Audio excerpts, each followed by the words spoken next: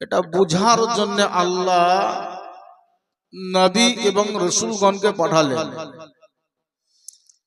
আজকে যেমন রামচন্দ্রপুর গ্রামের লোক অবুঝ হিসাবে বুঝতে না পারার কারণেই মেলাতে ঠেলা খেয়ে বেড়াচ্ছে, খুব আনন্দে উল্লাস, খুব আনন্দ উপভোগ করছে।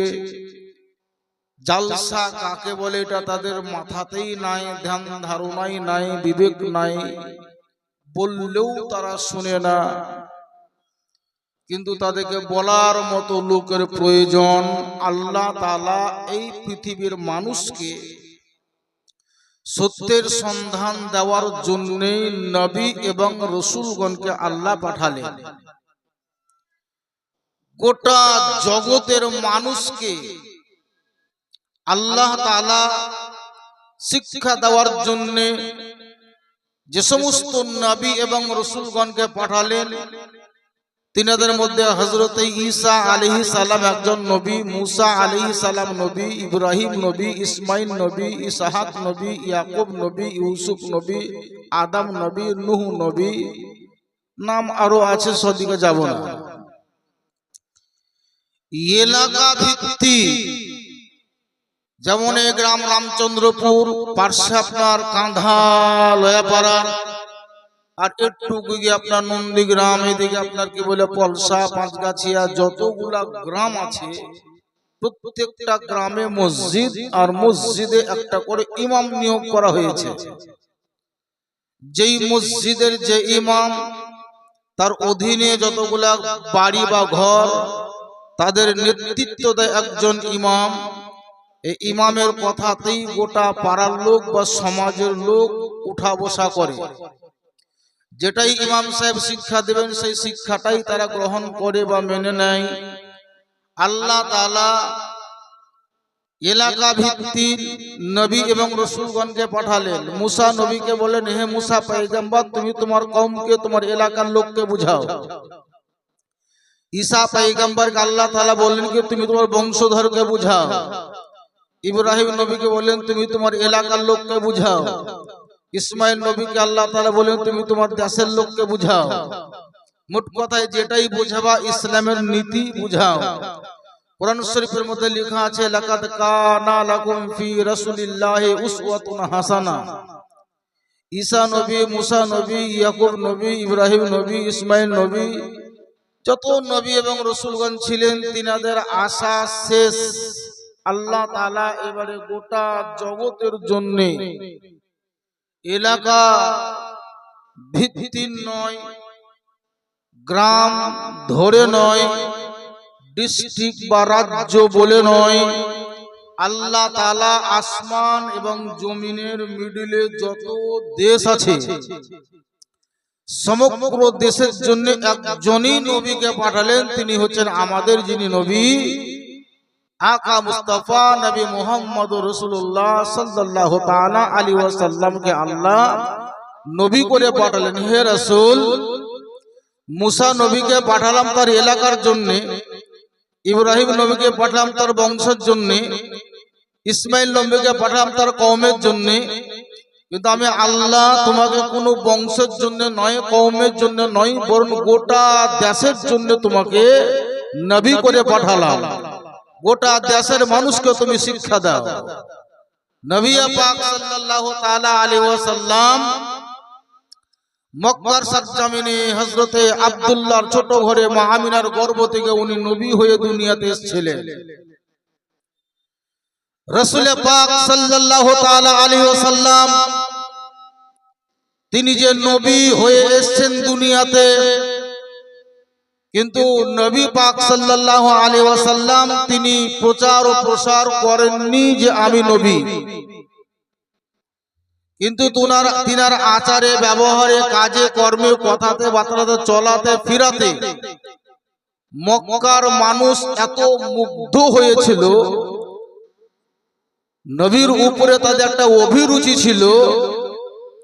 কিতাবের মধ্যে লেখা আছে যে নবী পাক সাল্লাল্লাহু তাআলা আলাইহি ওয়াসাল্লামকে মক্কার মানুষ আল আমিন বলে খেতাব দিয়েছিল। তিনার একদম ছোটবেলা থেকেই ওনার আদর্শ ছিল আলাদা, যে মক্কার সমগ্র মানুষ নবী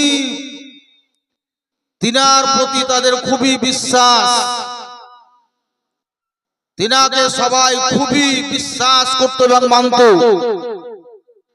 তার কারণ নবী পাক সাল্লাল্লাহু তাআলা আলাইহি ওয়াসাল্লামের ভাষাগত দিক থেকে বলেন, আদর্শ দিক থেকে বলেন, গোটা মক্কার তুলনা করা যাবে না, বরং গোটা দেশেরও তুলনা করা যাবে না।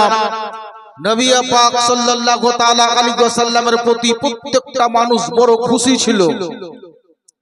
একদম ছোটবেলায় তিনার এমন এমন কথা, এমন এমন কর্ম দেখে মক্কার লোক খুব তিনাকে ভালোবাসতো।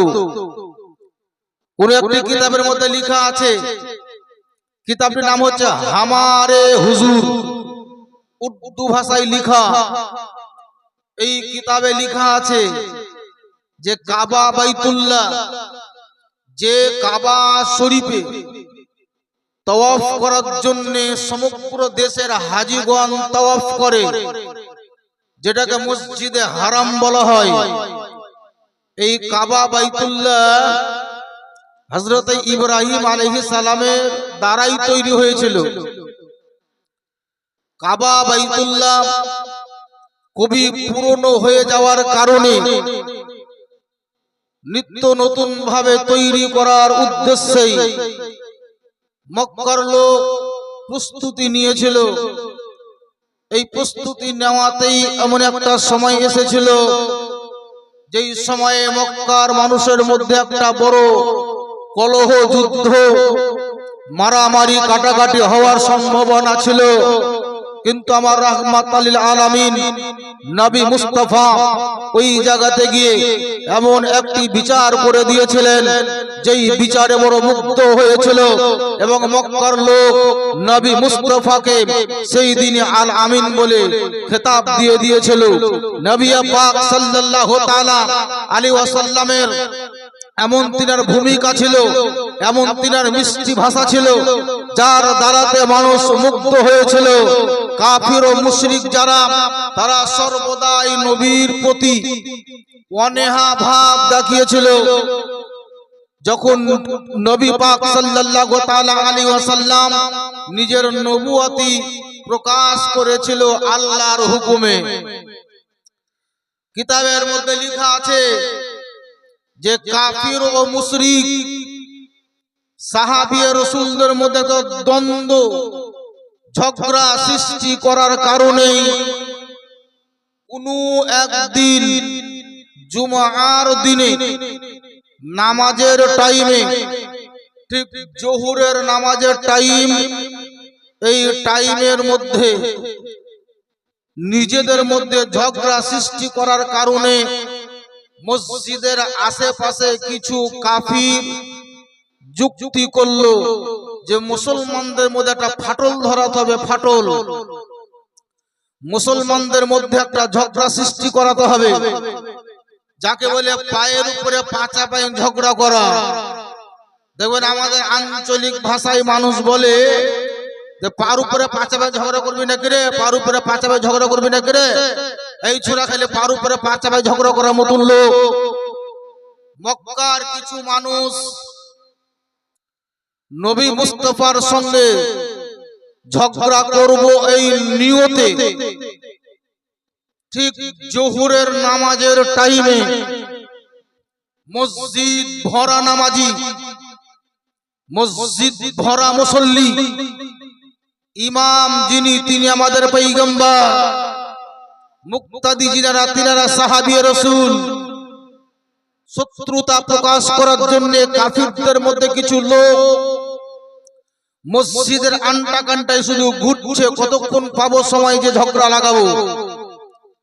এই যুক্তি করে কোন একটা বাচ্চা ছেলেকে ডাকার পরে তাকে জিজ্ঞাসা করা হলো, তোমাদের কাজ তো এমনিতেই দেখলাম যে তোমরা একটু কুচোট টাইপের, বদমাইশ টাইপের ছেলে, তোমাদেরকে কিছু দিনার দিব, আশরাফি দিব, টাকা দিব, সোনা দিব, তোমরা একটা কাজ করতে পারবে? বলে কি কাজ? বলে আজকে এই সময়টা হলো নামাজের টাইম, মসজিদ ভরা নামাজি। তোমরাও নামাজির রূপ ধারণ করে মসজিদের ভিতরে যাও, তোমরা নামাজি পোশাক পরিধান করে মসজিদের ভিতরে যাও, জামাতের সহিত নামাজ তোমরাও গিয়ে পড়বা। কিন্তু ওই নামাজ পড়ার পরে পরেই মসজিদ ভরা লোক, তোমরা উত্তরে একজন দক্ষিণে একজন, দুজন দুই দিকে দাঁড়িয়ে যাবে, আর মসজিদের ভিতরেই দাঁড়িয়ে দাঁড়িয়ে তোমরা দেওয়ালের দিকে মুখ লাগিয়ে মুখ করে পিচ্ছাপ করতে শুরু করে দেবে। এই কাজটা যদি তোমরা করতে পারো তো তোমাদেরকে অনেক কিছু টাকা পয়সা দেব। তোমাদের দ্বারা কাজটা করা সম্ভব?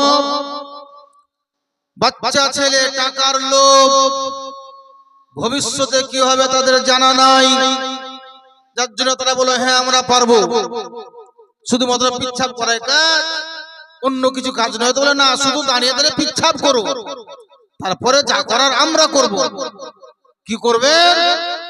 বলে তোমরা যখন মসজিদে দাঁড়িয়ে পিচ্ছাপ করবে, যারা মুসলমান কোরআন পড়নেওয়ালা নামাজি, নামাজ পড়নেওয়ালা, তোমাদেরকে মসজিদের ভিতরে পিচ্ছাপ করা দেখলেই তোমাদেরকে মারবে। এক থাপ্পড় দিলেই তোমরা মসজিদের ভিতরে চিৎকার করে কান্না করতে শুরু করে দেবে।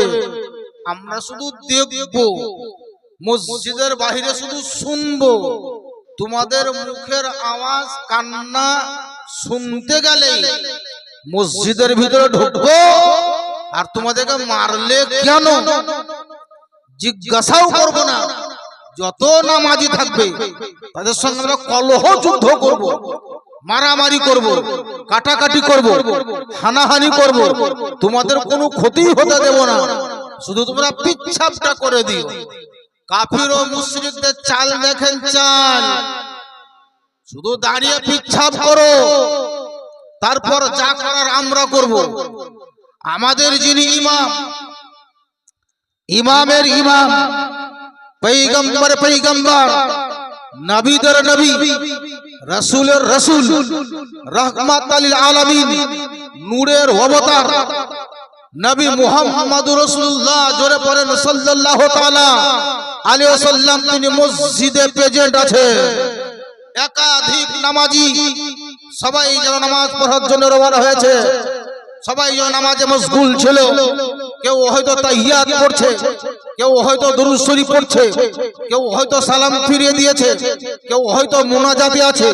মোট কথায় নামাজের টাইম এখনো শেষ হয়নি, শুধু জামাত শেষ। সেই কুচোর দুটো ছেলে পাঠ পড়া করে পড়িয়ে দিয়েছিল, শিক্ষা দিয়েছিল, তোমরা শুধু মসজিদে দাঁড়িয়ে পিচ্ছাপটা করে দিও। আচ্ছা বলেন, কোন জুমার দিনে বাচ্চা ছেলে শিরনি নেওয়ার লোভেও হয়তো যায়, যদি মসজিদে পিচ্ছাপ করে দেয়, তো এই রামচন্দ্রপুর গ্রামের লোক যারা নামাজি তারা রাখবে না, রাখবে না বলে। জানেবাস ভাই, আপনার নাম কি? মুজাম্মেল ভাই, এই কোনায় বাড়ি, দুতলা ফাঁকা বাড়ি, মহিষ আগে রাখতো, এখন বোধহয় মহিষ রাখেন না, রাখে না। লাই খুব মহিষের দুধ খেয়ে আছে মুজাম্মেল ভাই, জি হ্যাঁ। আর ওরা রমজান ভাই না কেন, ওই স্কুলের কাছে বাড়ি, আমনান গাছের নিচে।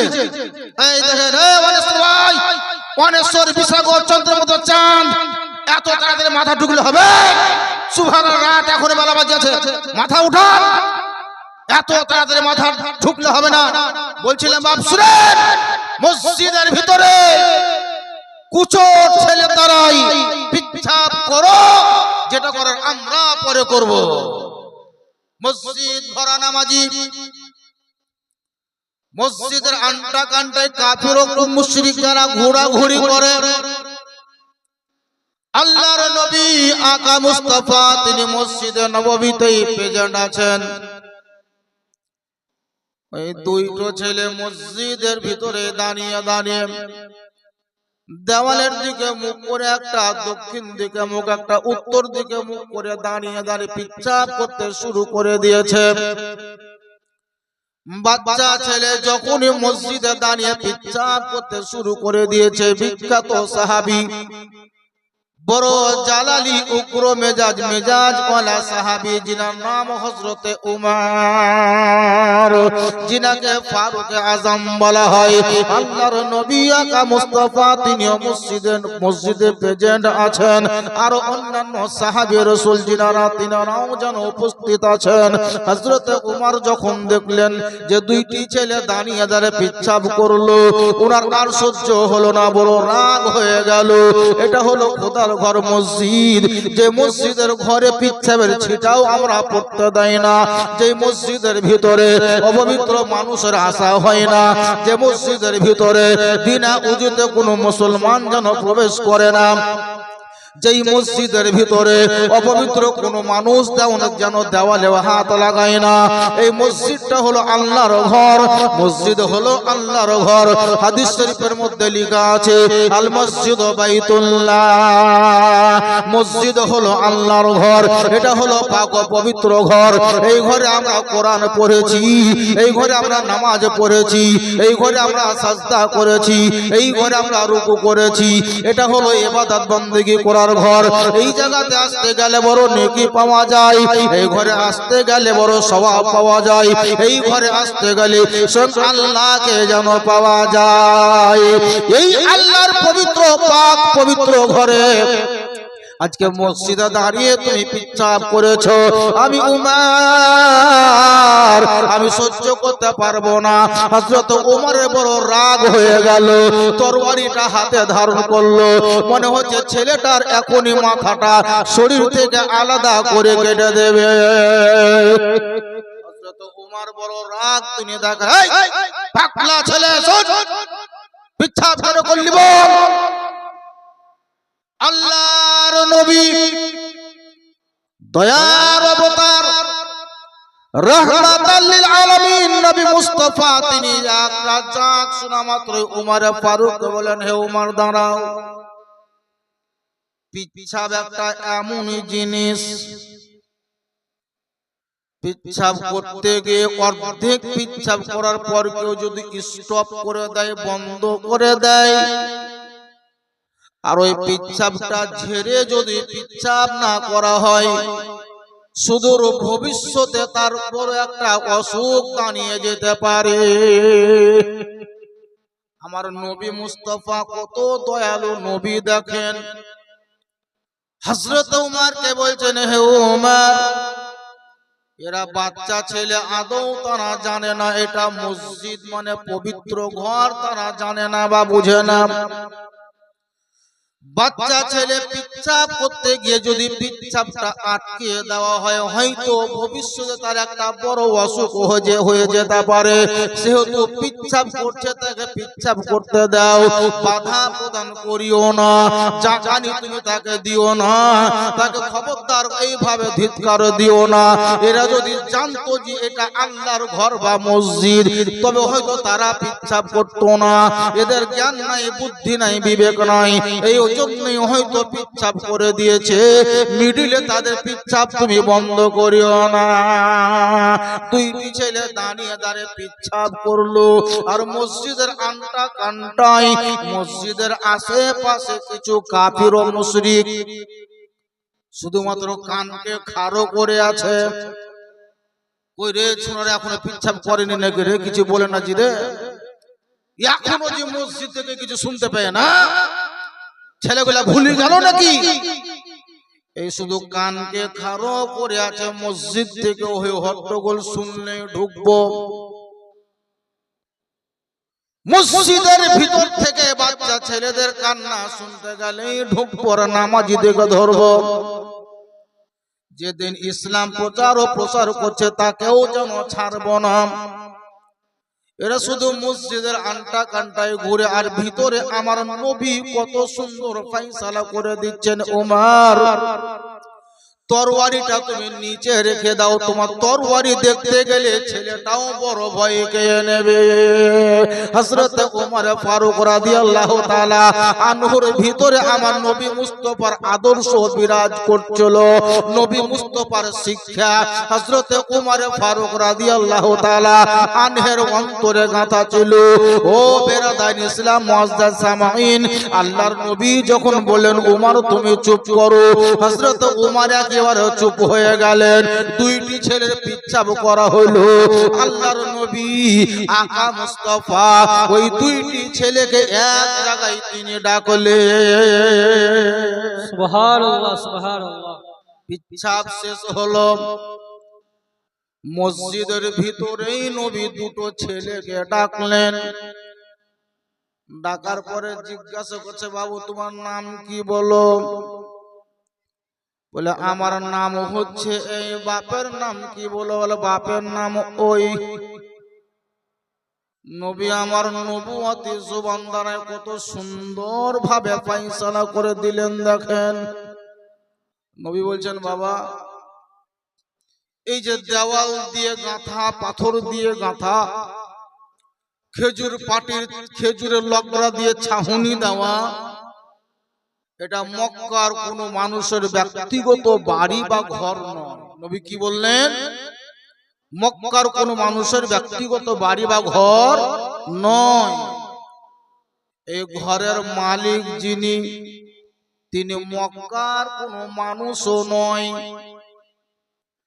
জমিনের কোন মানুষেরও নয়। এই ঘরের মালিক যিনি, তিনি হলেন আমার আল্লাহ।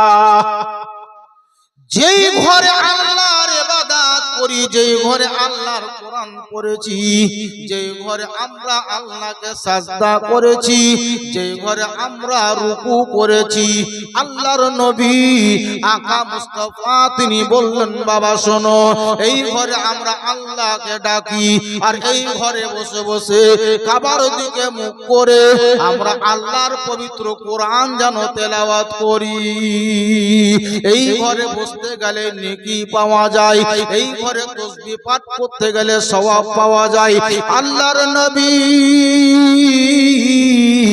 আকা মুস্তাফা তিনি বলেছেন, আসমানের নিচে জমিনের উপরে দুইটি জায়গাকে নবী ইঙ্গিত করে জানিয়ে দিয়েছেন। মুজাম্মেল ভাই ঢুলিয়েন না।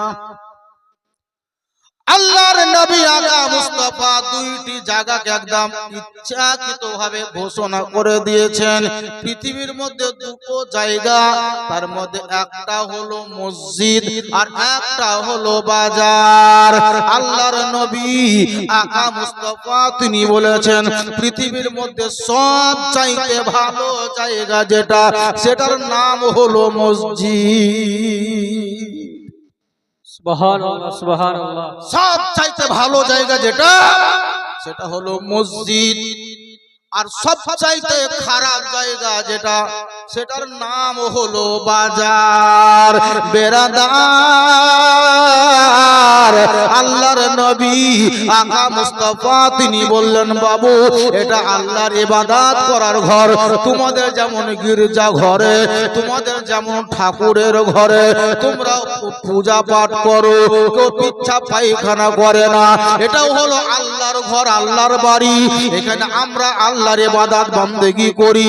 এটা পিচ্ছাপ করা জায়গা নয় বাবু, এটা অপবিত্র করা জায়গা নয় বাবু, এটা সব সময় পবিত্র ভাবে রাখতে হয়। এই মসজিদের ভিতরে একটা যদি খড়ের কোটাও পড়ে থাকে, সঙ্গে সঙ্গে সেটাকে ঝেড়ে পরিষ্কার করে দেওয়া হয়।